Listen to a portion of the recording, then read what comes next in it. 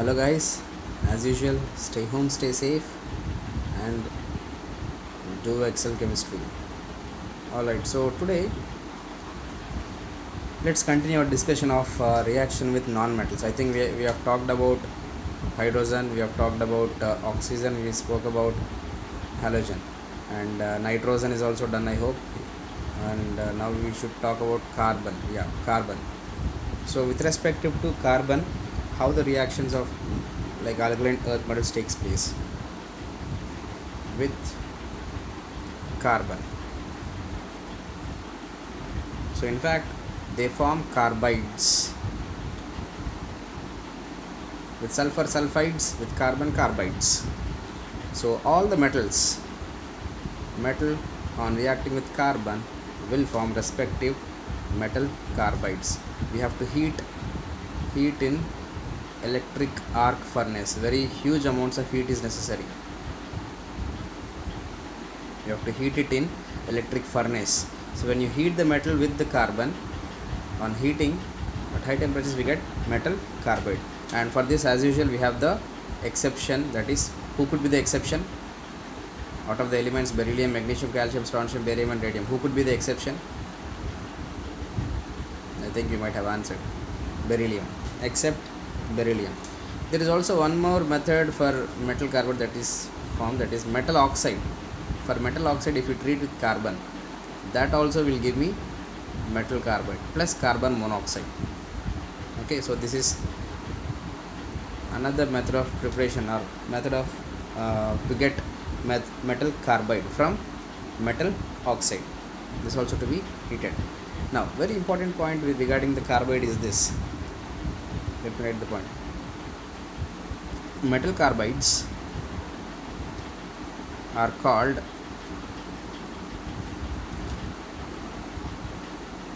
acetylides. Very important word. Acetyl. In organic chemistry, you will come across this point. Acetylides. Why metal carbides are called as acetylides? Because when you hydrolyze this metal carbides, they form acetylide. What should be the compound? Acetylene. Okay. For example, when you hydrolyze, like if I take metal carbide on treating with water, is nothing but what? Hydrolysis. Hydrolysis means what? Treating with what? Water. So hydrolysis, it forms metal hydroxide plus C2H2, and this is called as what? Acetylene. Fine. So now metal carbides is producing the acetylene, so that's why we call it as metal carbides as acetylides. Clear? So do remember this very important point, because they produce acetylene. Okay. Then with respect to magnesium, here itself I'll tell. Magnesium is given another name, that is, for example, if I have magnesium carbide, MgC2, remember this, magnesium carbide on heating will form Mg2C3, which is also a carbide. First simple carbide, when I heat it forms two magnesiums, only one magnesium with two carbons, which forms with two carbons, three carbons. Okay, so this is also a carbide, so only the oxidation state is different. So here you will find like the this magnesium carbide on treating with or on hydrolysis, this forms magnesium hydroxide as usual, plus it forms C triple bond C. What is the name of this one? Propyne. Okay, so do remember this one peculiar reaction with respect to the magnesium carbide. In organic chemistry, again you will study in the methods of preparation of propyne, this one. But as of now, information is that magnesium carbide on heating will form Mg2C3 with in the presence of water it forms MgOH twice plus propyne. Okay, and similarly with beryllium carbide, Be2C. Okay, and I already said like we cannot prepare metal and carbon Mc2 in terms of beryllium. So how can I get this Be2C? Actually, we get this Be2C by heating beryllium oxide. Heat beryllium oxide to a very high temperature, that is 2000 degrees Celsius. Around 2000 degrees Celsius, when you heat beryllium oxide, in the presence of coke, when you heat it, it forms Bu2C, and this is our red color substance. Bu2C, beryllium carbonate, is red color, and this is called as, it has a peculiar name again, that is methanide. Okay, so Be2C is called as methanide. So on hydrolysis, it forms beryllium hydroxide, undoubtedly as the base, magnesium hydroxide, beryllium hydroxide. Now what should be the other product that it should form? Acetylene, acetylides. Okay, acetylides, because they give acetylene. Methanide, it should form methane. This is another important point that you must know with respect to carbides. Okay, so in terms of carbides, metals on reacting with carbon will form metal, except beryllium. With beryllium we have particularly, that is, we cannot prepare direct reaction. From beryllium oxide, on strong heating around 2000 degrees Celsius will give the red colored carbide of beryllium, which on hydrolysis will form beryllium hydroxide and methane. Because of this, it is giving methane, it is called as methanide. Magnesium carbide gives propane, and other carbides gives acetylene, so they are called as acetylides. Okay, then if here itself, let me finish with sulfur also. With sulfur and phosphorus, all the metals, they directly react on direct combination. They directly combine to form respective sulfides. Like for example, it forms Ms, and with metal plus phosphorus it forms phosphide, respective metal sulfides and phosphides.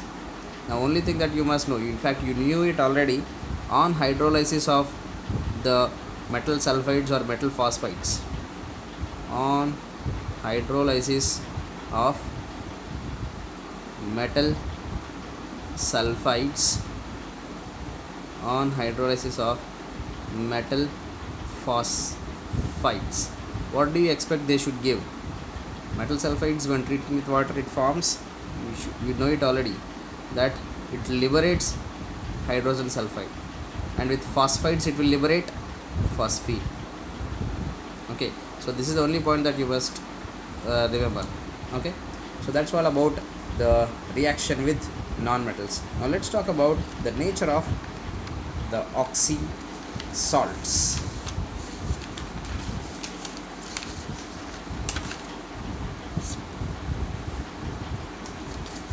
Alright, so nature of oxy salts. Basically, what are the various oxy salts that are exhibited by these metals? They exhibits the respective, or I can call it as three basic categories: carbonates, bicarbonates, and sulfates and nitrates. Okay, oxy salts can be trifurcated into three kinds of alkaline earth metals. One is the metal carbonates and bicarbonates. Bicarbonates and carbonates,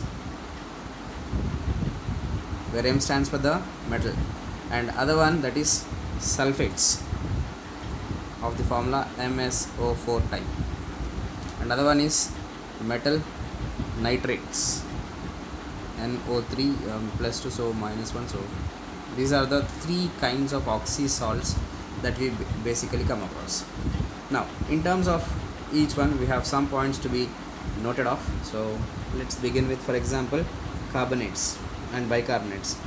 Generally bicarbonates are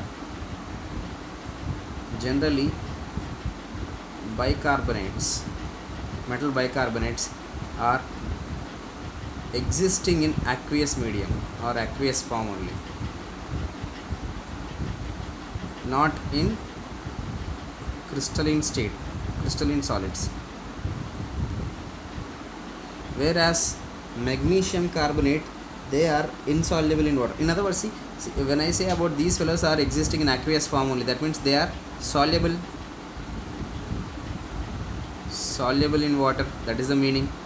For some magnesium bicarbonate or calcium bicarbonate, whichever carbonate you take, I say like the metal bicarbonates are in the aqueous form only, that means they are dissolving, right? So they are soluble in water, whereas magnesium carbonates are not soluble, they are generally insoluble in water, insoluble in water. Fine. So this is the point that you must know with respect to the uh, metal carbonate. Especially they are not soluble, they are generally insoluble. In other words, they are very very less soluble. Okay, of course every species will definitely have some more minute solubility, will always be there, unless it is what we call it as, even the precipitates, there is always some amount of a substance, minute amount of a substance, which gets into the spaces of water molecules. Fine, unless the space of water molecule is very small for the ions or the species to get inside, that means the size of the cation or size of the species to get inside, if it is bigger, they cannot enter into the small pores of water. In that case we call it as not at all soluble. Anyways, generally insoluble in water, meaning there is a minute solubility. When I talk about the solubility, before solubility, with bicarbonate, the reaction, that is when you see the bicarbonates, metal bicarbonates, on heating will form metal carbonate plus carbon dioxide plus water. Now this metal carbonates and carbon dioxide water, if this carbon dioxide is not removed off, or this carbon dioxide has to leave the system, if that carbon dioxide is not leaving the system in the form of vapors, then they combine back to form metal bicarbonates. Okay, so in other words, it's a reversible process, it's a reversible reaction. As long as carbon dioxide is available, it will reverse and form these metal bicarbonates. Fine.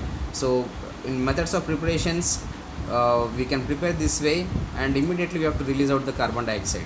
It has to be coming out, if not it gives back. Then in terms of solubility,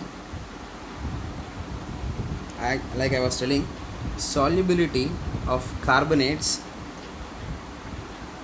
decreases from top to bottom. The metal carbonates solubility will be decreasing from top to bottom. Like how I'll explain in a couple of minutes, so just hold on for a time. As of now, information is this, that solubility decreases from top to bottom. Like why is that decreasing? What is the explanation about the decrement? We'll see in a minute's time. Now apart from this, on strong heating of carbonate, on strong heating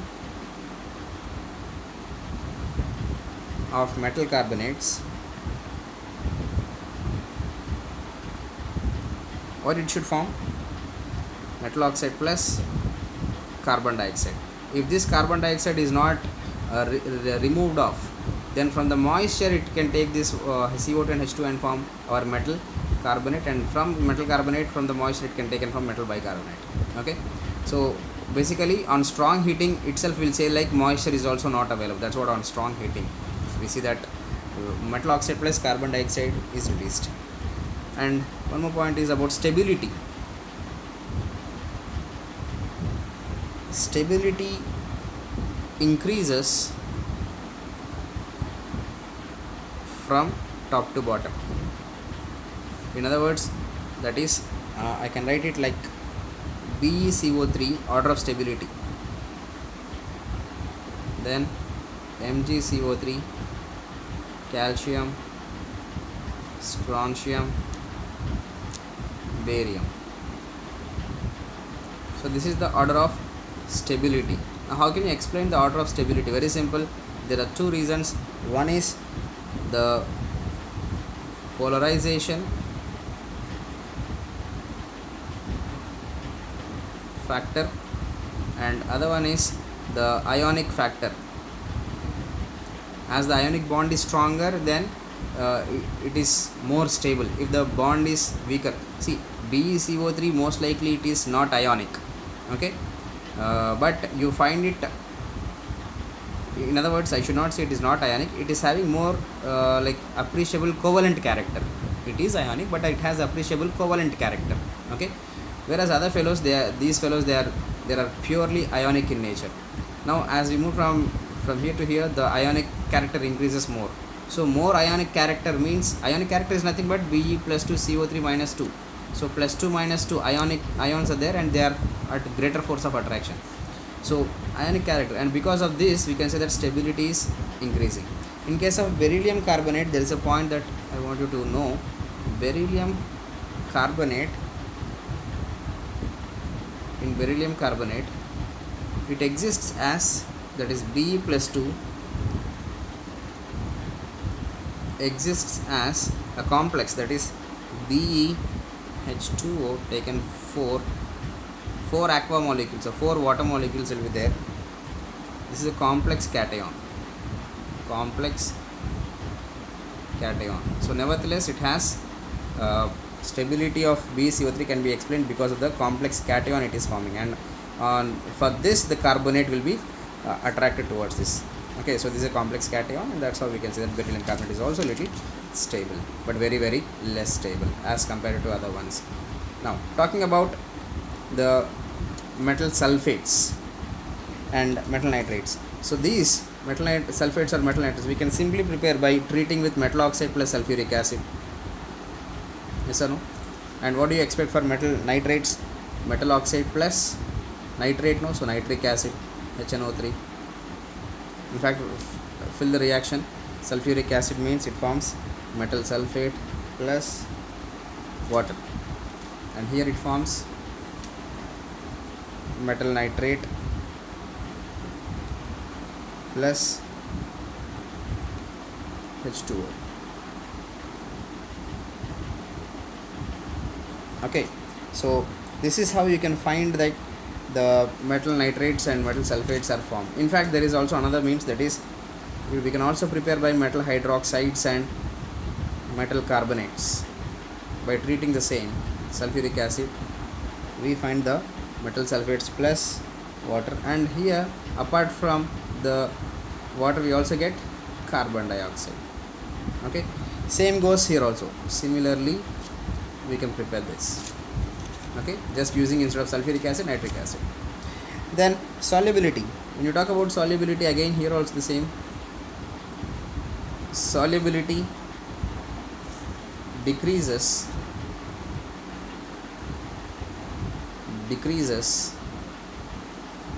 from top to bottom, and here solubility of nitrites, when you talk about, all of them are soluble. All nitrates, metal nitrates, are soluble in water.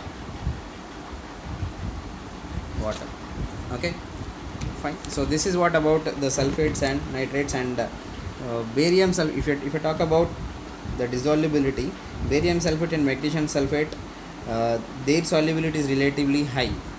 Okay, why? Because of hydration energy. Of course I'll tell that. Now as of now, one more point is, on heating, metal sulfates will form metal oxide plus sulfur dioxide plus O2. What about metal nitrates? On heating metal nitrates, what do you expect? Same, metal oxides plus, we also, instead of sulfur dioxide, we have nitrogen dioxide and oxygen gas. So the order of stability, again here, order of stability of sulfates. Stability increases from top to bottom as usual. Stability increases from top to bottom.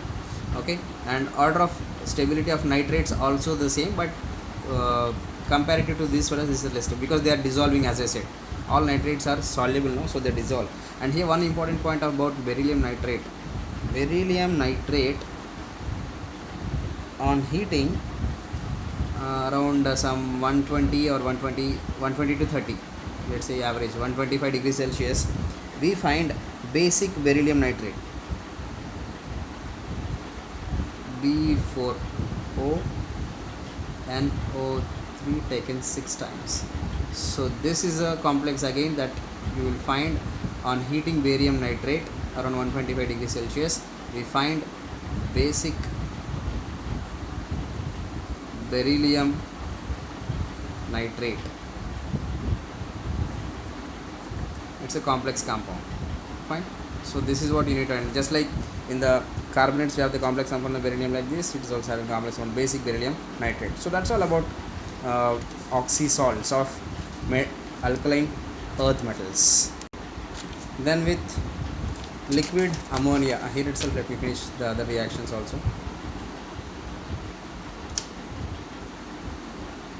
Same like alkali metals, with liquid ammonia, what happened in alkali metals, we have seen like they form the hydrated ions, the hydrated in fact ammoniated electrons. The metals loses the electrons, and the electrons that are released are surrounded by ammonium molecules, right? So that is giving the color. Same way we can also say like metal plus liquid ammonia will form ammoniated metal with charge +2 and 2 electrons that are ammoniated.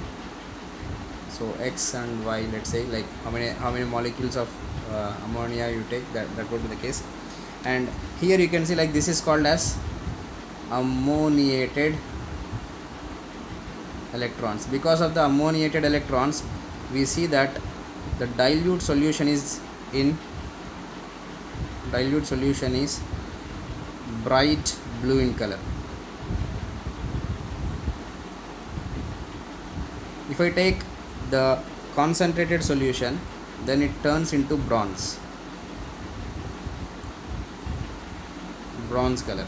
Okay, so what do you mean by concentrated solution? Concentrated means relatively the moisture is very less, and we have ammonia to a greater extent. Dilute solution is relatively we have ammonia, moles of ammonia is relatively lesser. So in dilute solution, the color, this is the important one if asked, maybe in dilute solution we have the metal ammoniated metals will be of bright blue color. In concentrated we have bronze color. Fine. So that's all about the things. Like in terms of amalgams and all the metals they can form amalgam with mercury. Okay, and dilution regarding this, let me have another important point about ammonia, that is, which I have already studied. It can form amides and releases the hydrogen gas. Dilute solution decompose to form amides and liberate hydrogen gas. So as I said, dilute solution means relatively it has some amount of moisture.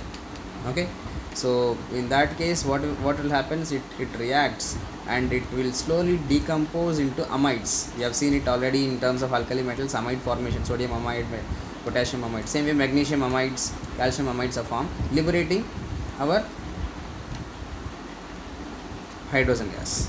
Okay, so this is what we see in terms of, only thing is from the dilute solution this happens in a very slow process, slowly. Okay, so with liquid ammonia this is what, with dry ammonia it is, in fact with liquid ammonia is only there. So with this we are done. And in terms of amalgams, all the metals, especially with mercury, they form amalgams. And there is organometallic compounds that you must know. Let me write here.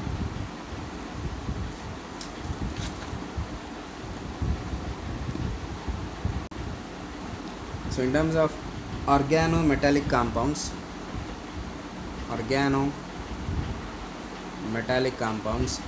these like beryllium and magnesium forms organometallic compounds. Beryllium and magnesium forms organometallic compounds. Organo refers about organic part, that is hydrocarbons, and metal, these two are what? Metals. So bond compounds that are formed by organic and metals, they are called as organometallic compounds. And out of that, very important one that you will be studying in the organic chemistry is about the Grignard reagent, that is magnesium when treated with some alkyl halide. This is called alkyl halide.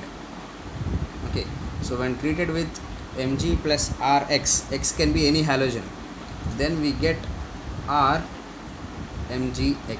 This is called as Grignard reagent, which is a very important reagent that we will study in the organic chemistry. Fine. So there you will have a detailed study, but as of now, information. Magnesium reacts with Rx to form RMgX, and RMgX formula you need to remember. Grignard reagent is what? RMgX, where R can be any alkyl or aryl group. Okay, so that's what about only one important point about organometallic. From Grignard reagent we will prepare many compounds. Okay, how do you prepare that and all you will study. And that is complex formation or complex compounds formation also. Of course, these alkaline earth metals, they form very less complex compounds.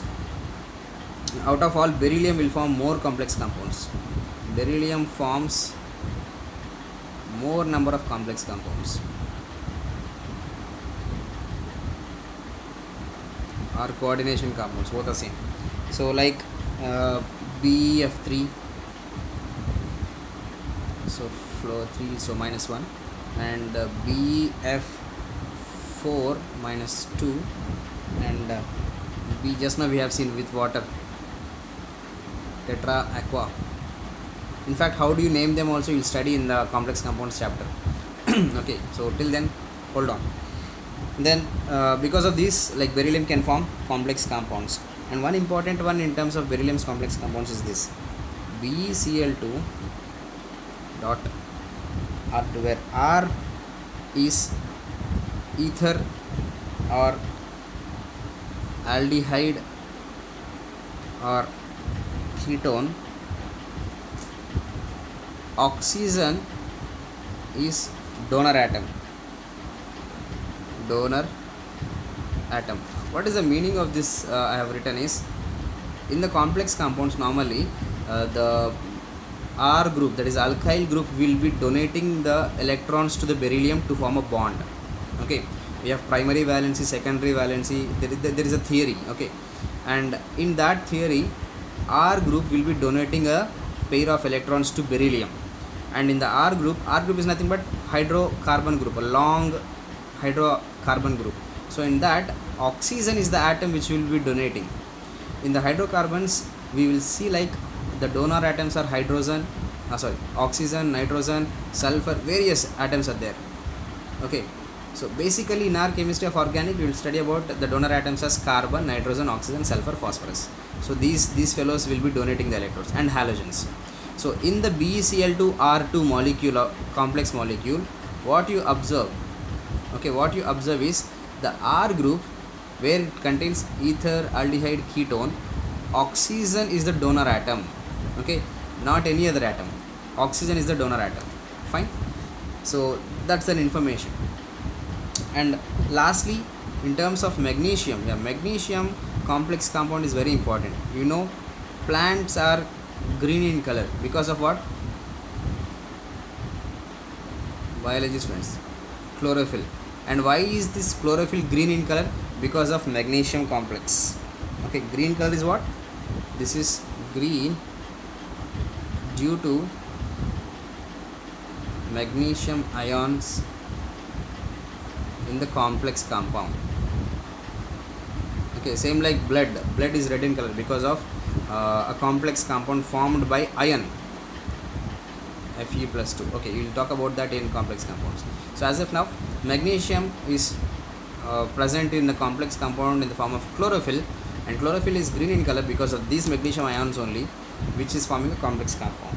Okay, so calcium, strontium and barium, they generally don't form, but in the presence of strong agents, they like EDTA, it forms a complex compound, that is calcium strontium and beryllium. But basically these fellows are important, beryllium and magnesium. Okay, beryllium forms various complex compounds. Magnesium, chlorophyll is a very important complex compound that you will find, which is green in color because of magnesium ions in the complex compound. All right. Next, so we talk about these things. Let's talk about the solubility.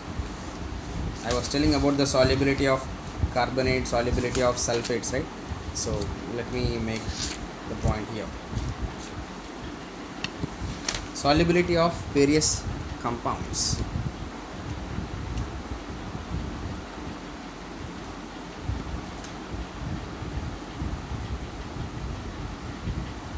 Various compounds of alkaline earth metals. So suppose I just want you to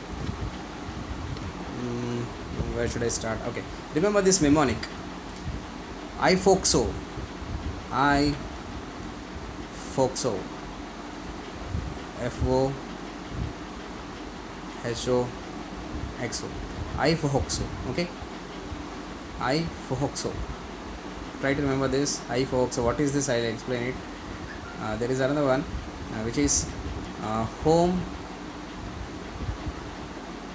surf crab dye. Okay, let's say like home surf, we are using the surf powder at home, like intlo vaade surf powder undi kada, surf. So that surf, when we feed the crab is dying.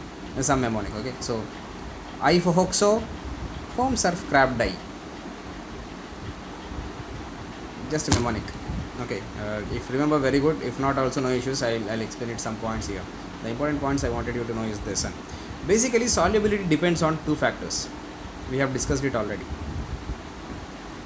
Solubility depends on two main factors. One is lattice energy, other is hydration energy. Now what is this lattice energy or what is this hydration energy? Lattice energy speaks of, for example, let me take one calcium sulfate. What is lattice energy, what is hydration energy, you will understand. Formation of calcium sulfate, how does it actually take place? See, calcium sulfate, to form calcium sulfate, what exactly happens is the calcium plus 2 ions and SO4 minus 2 ions. See, one calcium ion and one sulfate ion, when they are coming close, why will they come closer? Because they are oppositely charged, so they come closer. There is a force of attraction. Because of this force of attraction, there will be some amount of energy released. Suppose if I have 1 mole of calcium plus 2 ions and 1 mole of sulfate plus 2 ions, they started forces of attraction between each other, and that also will release huge amounts of energy. One more time, this ion and these ions, they are getting attracted towards each other. The more they get attracted, there is a huge amounts of energy released. More and more attraction, more and more energy is released. So that amount of energy that is released during 1 mole of cations attracted by 1 mole of anions to form a crystal lattice. So this is forming as calcium sulfate crystal, powdered form of calcium sulfate crystals. So to form 1 mole of calcium sulfate crystals, there is 1 mole of cations of calcium and anions of sulfates that are attracting towards each other, and that energy released during this formation is called as lattice energy. Okay. On the other hand, coming to this point, hydration energy. What is hydration energy? We have spoken a couple of times, like same thing. This calcium sulfate which is there, now I should break them. They are broken down into ions and form Ca plus 2 and SO4 minus 2. This Ca plus 2 and SO4 minus 2, they are surrounded by layers and layers of water. This also layers and layers of water. Now the water molecules that are attracted towards this Ca plus 2 and SO4 minus 2, between these two species, okay, there is a force of attraction, and as long as there is a force of attraction, again as usual, between these two forces of attraction, there is amount of energy released. Okay, so this amount of energy released is called as hydration energy. So point I want you to understand is, lattice energy and hydration energy, they operate in opposites. Yes or no? One fellow, lattice energy, that energy is released because of the attraction between the cation and anion. And hydration energy, they are broken down, and because of the water molecules and cations, and water molecules and anions, so they operate in opposites. Yes or no? So basically solubility of a substance depends on these two factors only. One, it should be lattice energy, other it should be hydration energy. Suppose if I ask a general question, if I have some substance, and with respect to this one and this one, if I compare these two things, if lattice energy is increasing, okay, I have a substance, let's say AB, some AB salt is there. For AB salt, I am saying lattice energy is greater than hydration energy. What do you expect? What do you mean by lattice energy is greater? That means they are together. More and more amount of energy released. When will be there more and more amount of energy released? When there is more and more force of attraction. When there is more and more force of attraction, then they don't dissolve. Yes or no? When lattice energy is increased, then they do not dissolve. That AB do not dissolve. Yes or no? Suppose if I say hydration energy is higher for AB, hydration energy is higher, that means what? Here there is a greater force of attraction, more and more amount of energy is released. Hydration energy is higher, and more and more amount of energy is released between water molecules, this force of attraction. And during this force of attraction, more and more water molecules are released, means they are surrounded by layers and layers of water. So if hydration energy is greater, that means it is what? Dissolving. AB is dissolving. Okay, so I hope I am making some sense how to see this and how to see this. Now let's try to understand about the various compounds and when we should see that.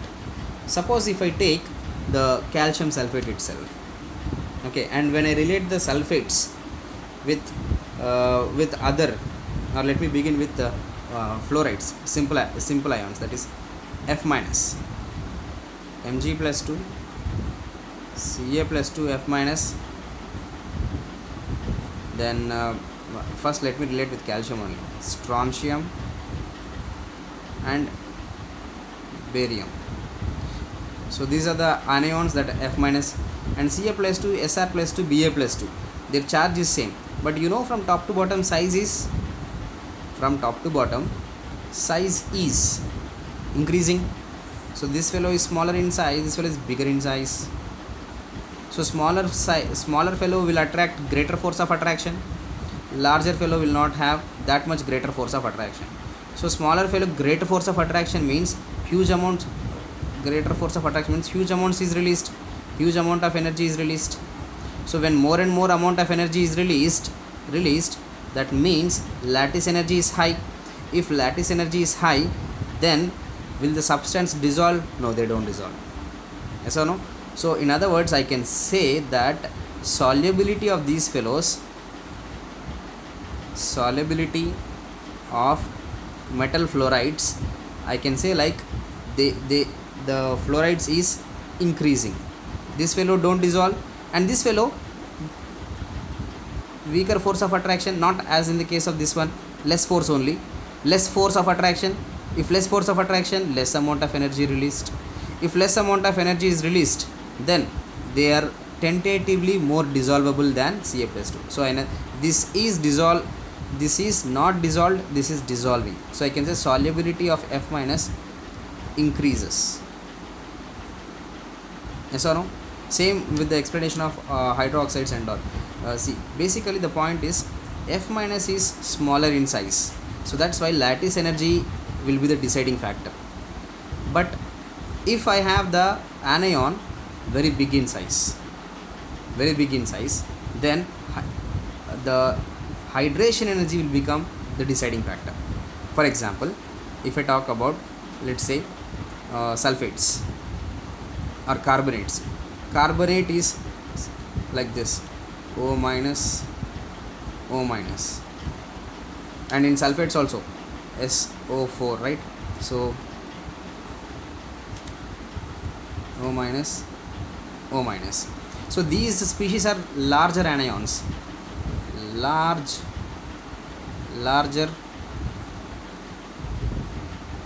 anions. because of the large size of anions, the this increment, the size is varying. No doubt the size from calcium, strontium, barium is varying. The small change in size of cations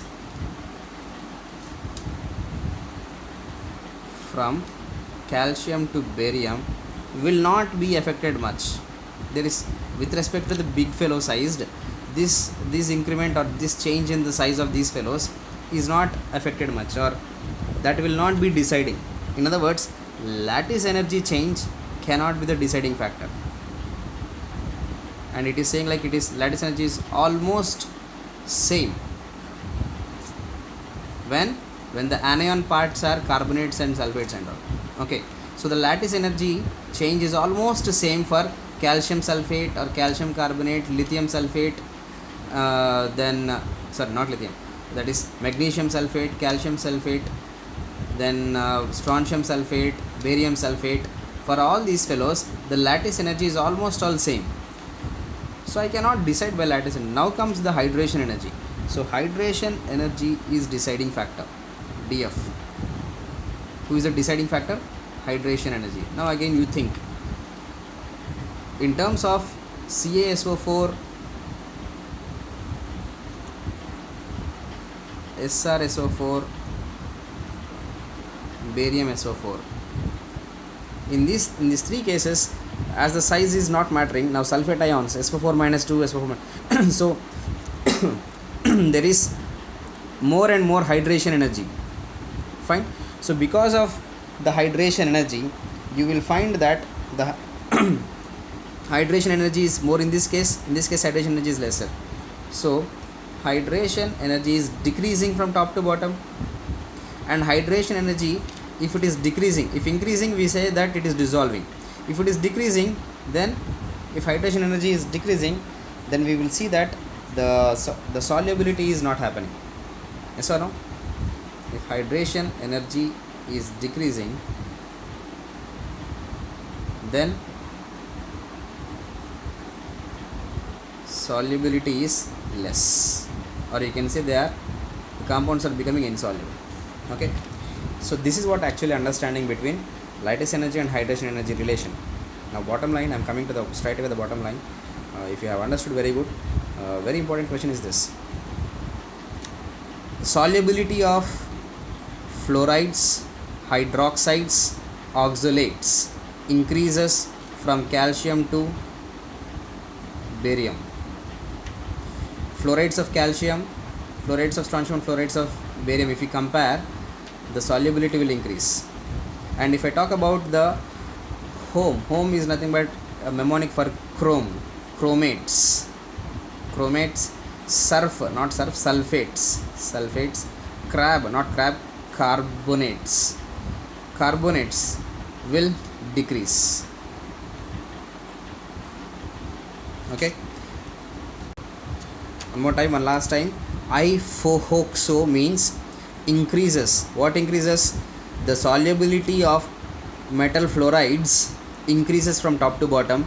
The solubility of hydroxides increases from top to bottom. The solubility of oxalates increases from top to bottom.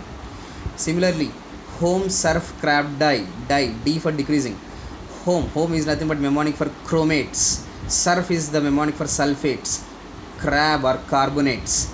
So carbonates of metals will decrease. Solubility of carbonates and sulfates and chromates will decrease from top to bottom. So I want you to memorize this mnemonic, and it will serve you to the purpose. And this is the explanation. Read it again, revise it again, you will understand it better. Fine. So with this I stop. In the next class I will continue with the further topics. Stay home, stay safe.